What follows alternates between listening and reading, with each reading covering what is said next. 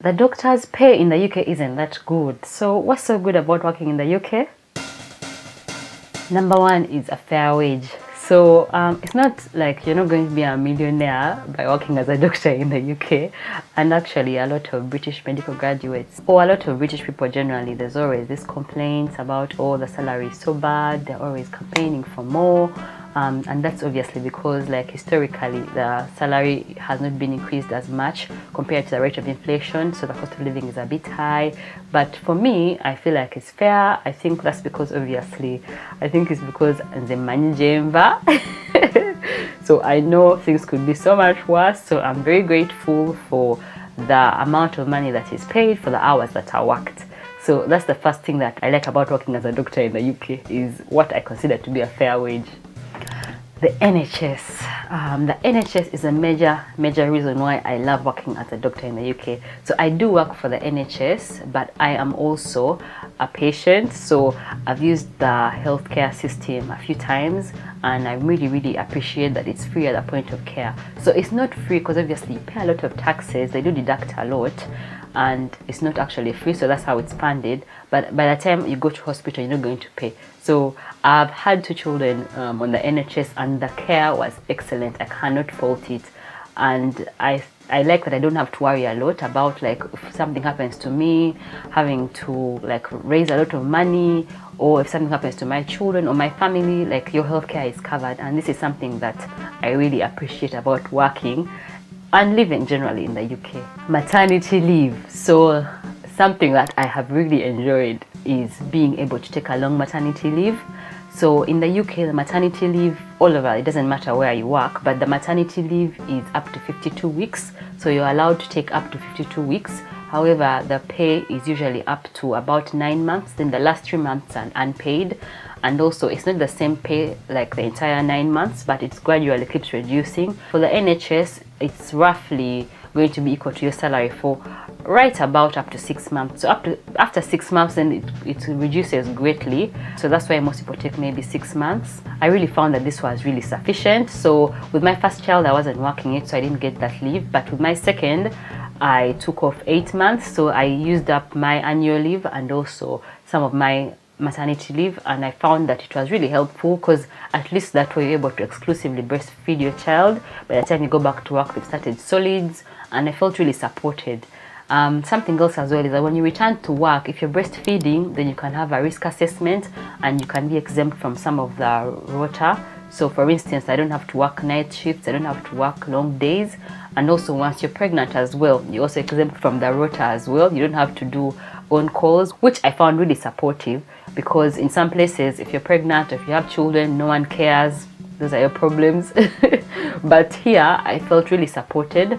And also something else that's really great is that even if you're working reduced hours, your salary won't be affected because it's a temporary adjustment to help you out at that time.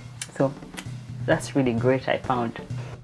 The education. So the education, I feel, is really good and it's free for most people. So there's good quality free education. There are also private schools, obviously, but most people take to the public schools, and I feel like it's sufficient. So I haven't taken my kids to, they haven't yet reached school level, but I'm really going to consider taking them to most of the schools. So they have different types of schools, but there's something called the Ofsted rating, which you can use to try and see the schools that can be rated as good, poor, or even outstanding. So it's up to you to do your research and take your child to a school that you find that you feel is best. But I love that I don't have to worry about school fees and tuition, because also at university level, so university education is not free, but they give student loans to most people. Well, if you're interested, you can apply for a student loan and you don't have to pay it back until you start making enough money above a certain threshold, which I think is a good idea. Flexibility of work. So in my job, there's the option of working less than full time, and I think this applies to most people in the NHS or even in other jobs. Like, there's always that option of less than full time. You don't have to work like 100% all the time. And this is especially when people have children, or if you have other responsibilities, like, you have that option. Obviously you're going to be paid less, but it's also fair. So in my previous jobs that I've worked in before, there wasn't that kind of allowance, like it's either full-time or zero time. You either work or you don't work. No one really cares whether you have any special circumstances in your life where you can't afford to work the entire maybe 5 days a week, 9 to 5.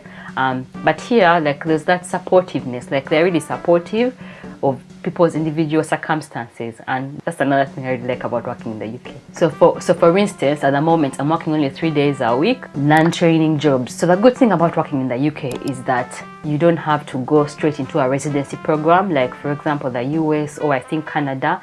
For you to apply for jobs, like you have to apply for this, like this matching system in order to get matched to a job, and it's really competitive. But in the UK there are options to work as a non-training job, so you can just get a regular job, which is what I did. My first job was not a training job, so it's a bit more relaxed. You don't really have these strict deadlines, you don't have like exams.